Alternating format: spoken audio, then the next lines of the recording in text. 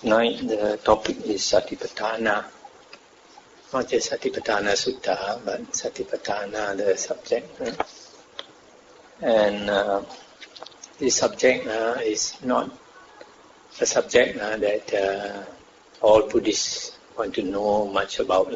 It's quite a serious topic, more for people who are interested in meditation.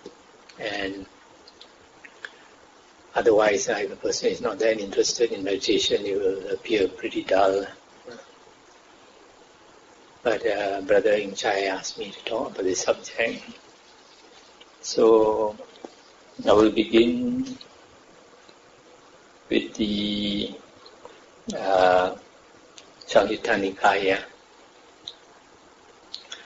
A lot of people have been told that the most important sutta of all the suttas is the Satipatthana Sutta. And also that you can know everything about Satipatthana from that sutta, but it's not true. The good thing about the Satipatthana Sutta is that it tells you the subjects or the objects of Satipatthana practice. But exactly how to practice, the meaning of Satipatthana, etc., is not so well explained in that sutta. It is much better explained in the Samyutta Nikaya, in the Satipatthana Samyutta, which is the 47th Samyutta in the Samyutta Nikaya.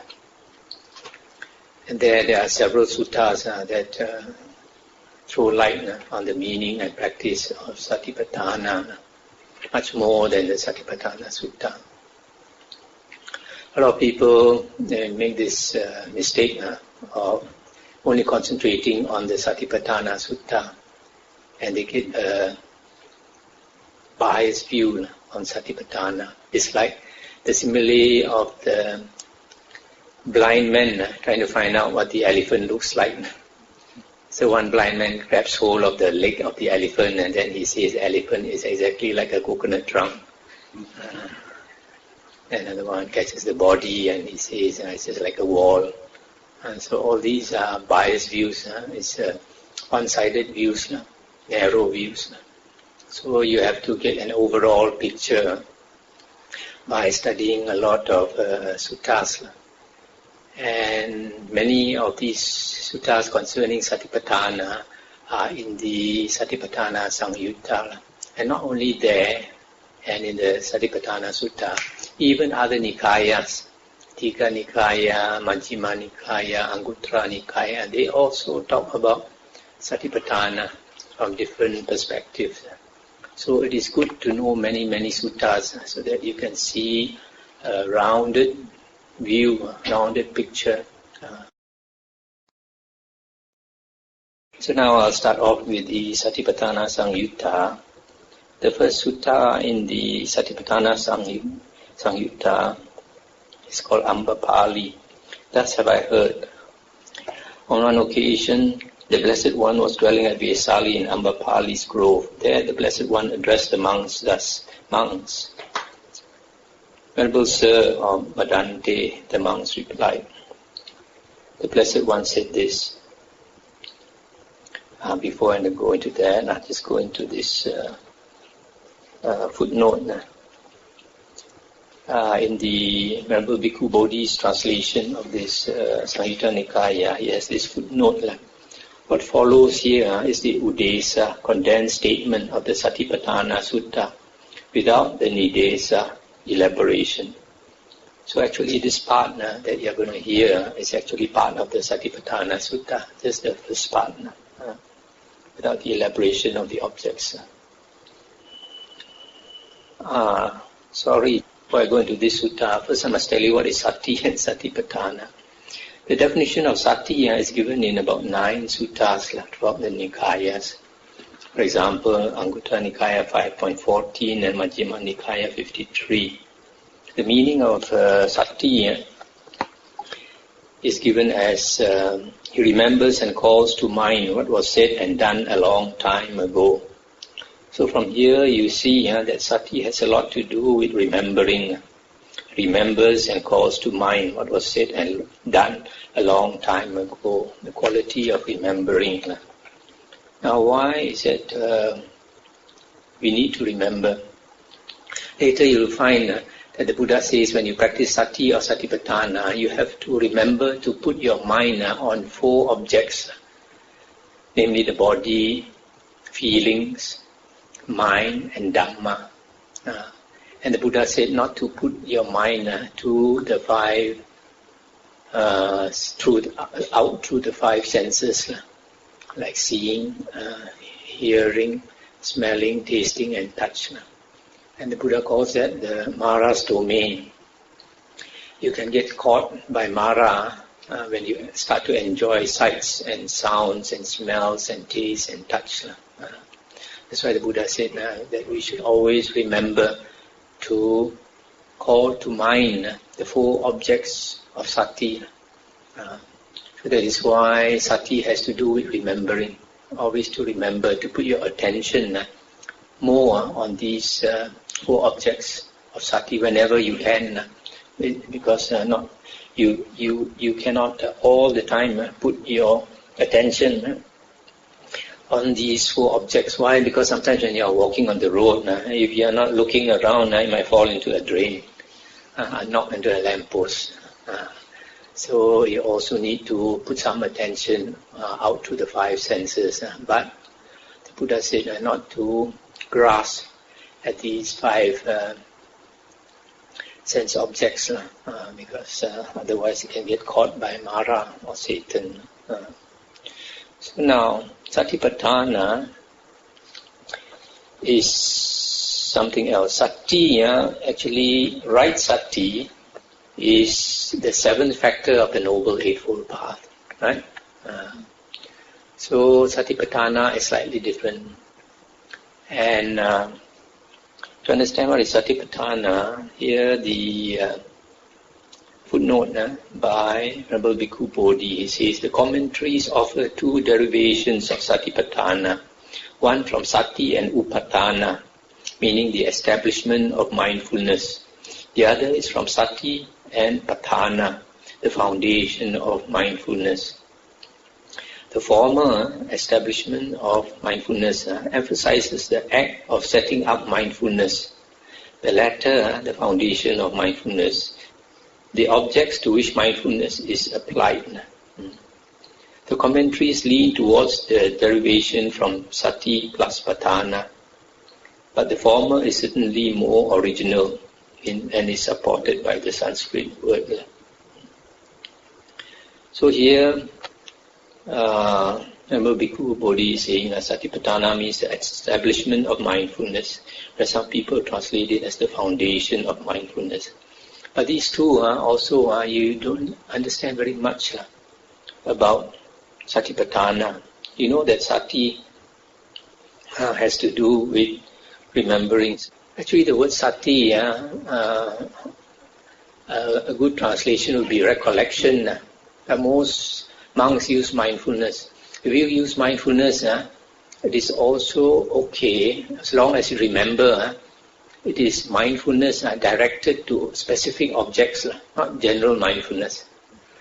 General mindfulness means whatever comes to you, you see, whatever sound comes, you hear. That is not sati. Sati is specific mindfulness directed to the 4 objects of sati. That is why the quality of remembering is important. You have to remember to put your attention on these 4 objects of sati whenever you can. Not all the time, as often as you can. So, sometimes when I read the suttas, I will use the word mindfulness, but you have to remember that this mindfulness refers to specific mindfulness, which has to do with remembering, not general mindfulness. So, Satipatthana here they say is the establishment of mindfulness. But although I'm not a Pali scholar, I would suggest that Satipatthana is the intense states of mindfulness. Because this word patthana, actually Pali scholars also don't know actually what it means. So, like for example in the Abhidhamma, the Patthana book, They also don't know how to actually translate it. So, this word Satipatthana, if you look at my booklet, Mindfulness, Recollection and Concentration, I say that the word Patthana could possibly come from Pa and Thana. And so that combination, if you look in the book, I say this intense states of mindfulness. And why I come to this conclusion is because if we read certain suttas, we find it is not ordinary recollection or mindfulness, but intense. For example, in the Anguttara Nikaya 7.16, the Buddha said, consider some person who abides seeing impermanence in all conditioned things, conscious of it, aware of it, at all times, continually, without a break, marking it mentally, fathoming it by wisdom, and destroying the asavas. He enters and abides in the asava-free liberation of mind. So you see, the words to note now is, he abides seeing impermanence in all conditioned things, at all times, continually, without a break, all the time. So this is an intense state of recollection or mindfulness. Another sutta is Samyutta Nikaya 47.20. This sutta I will read later. It is the simile of the most beautiful girl of the land, how a person is forced to carry a bowl of oil, and the soldier is walking behind with an updrawn sword, saying that you better be careful. If you spill one drop of the oil, I'm going to chop off your head. So he has to walk looking at the oil all the time without looking anywhere else. He has to pay intense mindfulness on the bowl of oil. That's why I think that Satipatthana means an intense state of recollection. Now coming back to this sutta, the Buddha said, monks, this is the one-way path for the purification of beings, for the overcoming of sorrow and lamentation, for the passing away of pain and displeasure or grief, for the achievement of the method, for the realization of Nibbana, that is, the four intense states of mindfulness. Okay, so here Buddha said that it's a one-way path. Formerly, they used to translate as the only way or the only path. But then you remember just now I said Sati is the seventh factor of the Noble Eightfold Path. How can you practice one factor and achieve Nibbana? So it is not the only way, because it has to be combined with other things like the other seven factors of the Noble Eightfold Path. You practice all 8 factors, then you can attain Nibbana. If you say there is a one way for the attainment of Nibbana, it is true. There is one way, and that way the Buddha calls the Noble Eightfold Path, containing 8 factors, not one factor. So the only one way to Nibbana is the Noble Eightfold Path. And Satipatthana is the one-way path. Even Venerable Bhikkhu Bodhi, now he comes to that conclusion, that is the one-way path. In fact, he wrote a note here.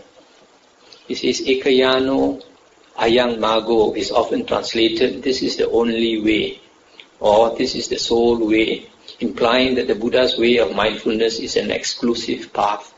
The commentary to the Satipatthana Sutta, however, gives 5 explanations of the phrase, of which only one suggests exclusivity.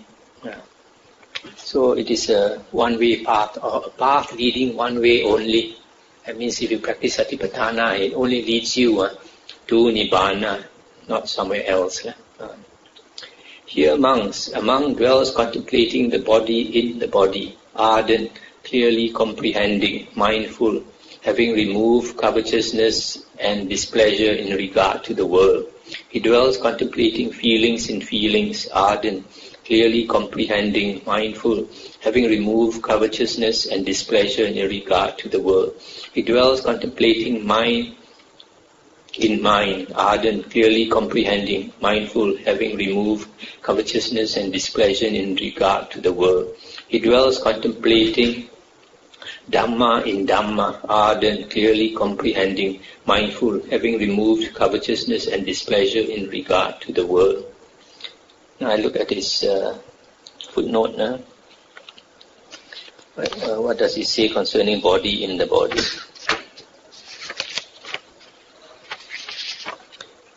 The repetitive phrase, contemplating the body in the body, kaye kaya nupasi, serves to determine the object, that is the body, by isolating it from other things such as feeling, mind, etc., and to show that one contemplates only the body as such, not as permanent, pleasurable, a self, or beautiful.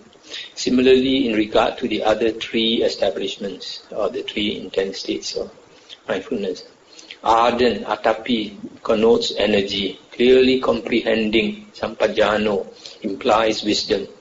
Covetousness and displeasure, abhijja, domanassa, are code words for the first two hindrances, and thus their removal may be understood to imply some success in concentration. Thus, altogether 4 of the 5 spiritual faculties, indriya, are indicated here, and while faith is not mentioned, it is clearly a prerequisite for taking up the practice in the first place. So here, he translates as body in the body. But in other books, sometimes they translate as body as the body, etc. So the meaning here is you contemplate the body in the body, meaning only your attention is only fixed in the body or in feelings or in mind or in Dhamma and not somewhere else. For example, if your mind starts to run away, our mind is, our brain is a very special thing, very... So, I don't know how many gigs we have here. It's really good. So, sometimes when you are trying to, for example, you are practicing anapanasati, you are concentrating on your breath. Sometimes your mind can run away, and when your mind starts to think of other things, at the same time you are still watching your breath, right? So you are not watching your breath in the breath, you are watching the breath among your thoughts. Right? So here it says you are watching the body in the body and not somewhere else. This monks is the one-way path for the purification of beings, for the overcoming of sorrow and lamentation, for the passing away of pain and displeasure, for the achievement of the method, for the realization of Nibbana, that is, the 4 intense states of mindfulness. This is what the Blessed One said. Elated those monks delighted in the Blessed One's statement. So this is the first sutta. So here we have understood a few things about Satipatthana. Then another sutta, the second one. On one occasion, the Blessed One was dwelling at Vesali in Ambapali's grove. There the Blessed One addressed the monks thus, "Monks, Venerable Sir," the monks replied, the Blessed One said this, "Monks, a monk should dwell mindful and clearly comprehending. This is our instruction to you." This word mindful and clearly comprehending, the word mindful refers to sati. Clearly comprehending or clearly aware is sampajanya. So, in charana, the conduct of a monk or the practice of a monk, sati sampajanya is one of the things that you're supposed to practice. And this sutta explains what this refers to. And how monks, is a monk mindful, or how does he practice sati? Here monks, a monk dwells contemplating the body in the body, ardent, clearly comprehending, mindful, having removed covetousness and displeasure in regard to the world. He dwells contemplating feelings in feelings, mind in mind, Dhamma in Dhamma, ardent, clearly comprehending, mindful, having removed covetousness and displeasure in regard to the world. It is in this way, monks, that a monk is mindful. And how monks does a monk exercise clear comprehension or sampajanya? Here monks, A monk is one who acts with clear comprehension when going forward and returning, when looking ahead and looking aside, when drawing in and extending the limbs, when wearing his robes and carrying his outer robe and bowl, when eating, drinking, chewing his food and tasting, when defecating and urinating, when walking, standing, sitting, falling asleep, waking up, speaking and keeping silent. It is in such a way that a monk exercises clear comprehension. A monk should dwell mindful and clearly comprehending. This is our instruction to you. So here you can see the difference between sati and sampajanya. Sati is contemplating the four objects, only the four objects. But sampajanya is, you could say, like general mindfulness. Whatever you are doing, you have to know. It is necessary, but it is not a factor that brings you to enlightenment. So, when you practice sati, it is not, don't mistake it with practicing sampajanya. The third sutta. On one occasion, the Blessed One was dwelling at Savatthi in Jeta's Grove, Anathapindika's park. Then a certain monk approached the Blessed One, paid homage to him, sat down to one side and said to him, Venerable Sir, it would be good if the Blessed One would teach me the Dhamma in brief, so that having heard the Dhamma from the Blessed One, I might dwell alone, withdrawn, diligent, ardent and resolute.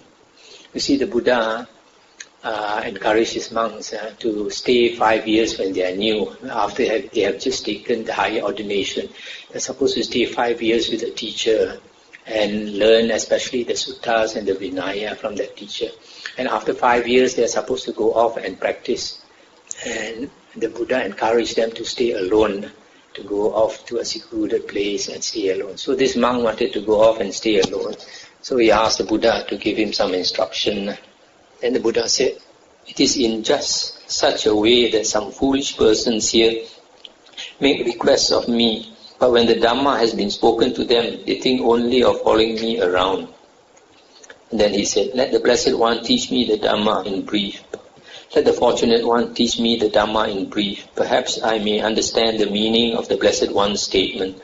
Perhaps I may become an heir to the Blessed One's statement.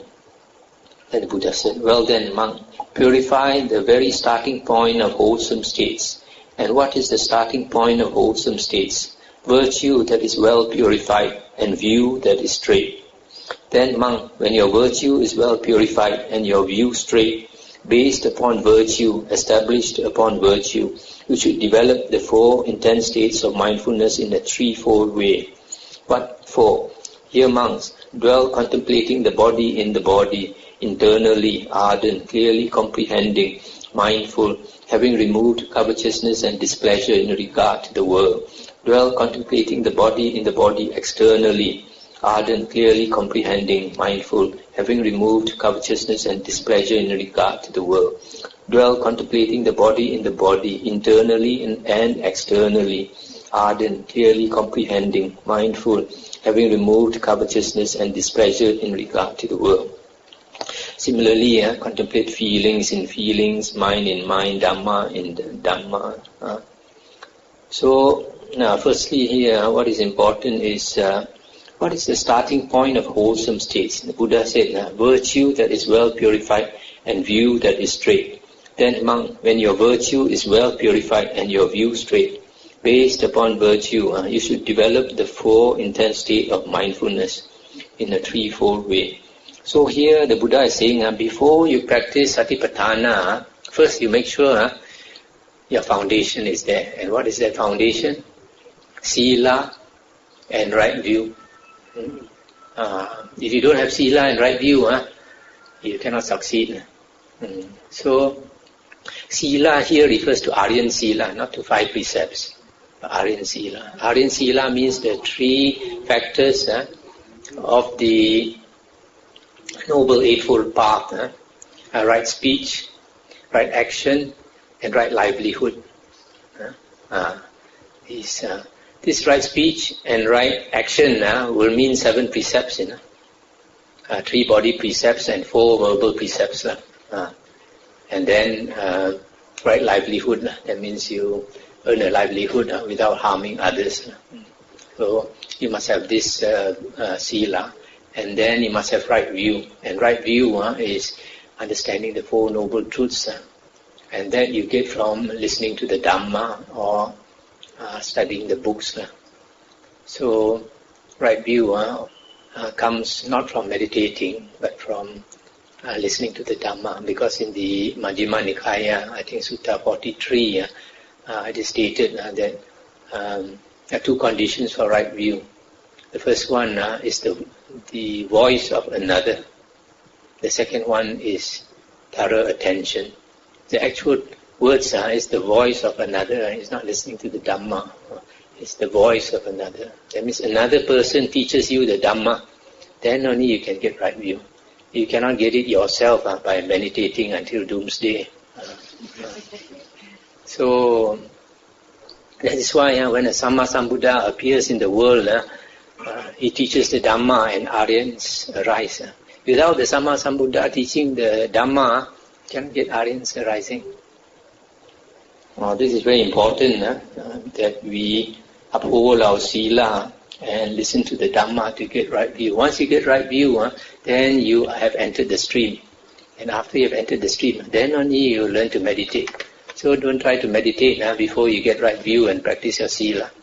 A lot of people, they do the wrong things. They start from the back, the last factor of the Noble Eightfold Path practicing. In the Majjhima Nikaya, Sutta 117, the Buddha said, you want to practice the Noble Eightfold Path, you must start with right view. Right view will bring you to the second factor, right thoughts. And that will bring you to the third factor, right speech, etc.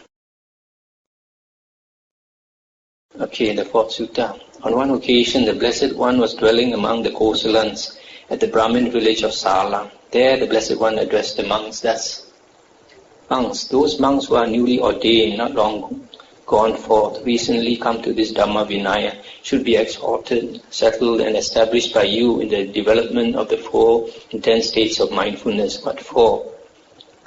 Come friends, dwell contemplating the body in the body, ardent, clearly comprehending, unified with limpid mind, concentrated with one pointed mind, in order to know the body as it really is. Dwell contemplating feelings and feelings, etc. So here you see, the Buddha is saying, when you practice Satipatthana with limpid mind, concentrated with one pointed mind, in order to know the body as it really is. So here it's important to note that you should have a concentrated mind. If you don't have a concentrated mind, you cannot see the body as it really is. And this can be seen from a few suttas. Later, I will show you another sutta where the Buddha says, if you practice Satipatthana correctly, it must lead you to samadhi, right concentration. Otherwise, you are not practicing it correctly. The fifth sutta, the Blessed One said, Monks, if one were to say of anything a heap of the unwholesome, it is about the five hindrances that one could rightly say this. For this is a complete heap of the unwholesome, that is, the five hindrances. What five? The hindrance of sensual desire, ill will, sloth and torpor, restlessness and remorse, doubt. This is a complete heap of the unwholesome, that is, the five hindrances. If monks, one were to say of anything a heap of the wholesome, it is about the four intense states of mindfulness that one could rightly say this. So here the Buddha says, the five hindrances, it is a heap of the unwholesome because it prevents us from seeing things as they really are. That's why in a few suttas, the Buddha said, the condition for seeing things as they really are is the elimination of the five hindrances. And to eliminate the five hindrances, you have to attain samadhi. Because when you attain samadhi, then the five hindrances totally go away. You see this Majjhima Nikaya Sutta 68, the Buddha said, while he still does not attain to the delight and pleasure that are secluded from sensual pleasures and secluded from unwholesome states, meaning the first jhana, or to something more peaceful than that, meaning the higher jhanas. Then covetousness, ill will, sloth and torpor, restlessness and remorse, doubt, discontent, weariness invade his mind and remains. While he attains to the delight and pleasure that are secluded from sensual pleasures and secluded from unwholesome states, or to something more peaceful than that means the jhanas. Then covetousness, ill will, sloth and torpor, restlessness and remorse, doubt, discontent, weariness do not invade his mind and remain. So it is clear from this sutta that when you attain the jhanas, you get rid of the 5 hindrances. Whereas if you don't attain the jhanas, they are always there in your mind.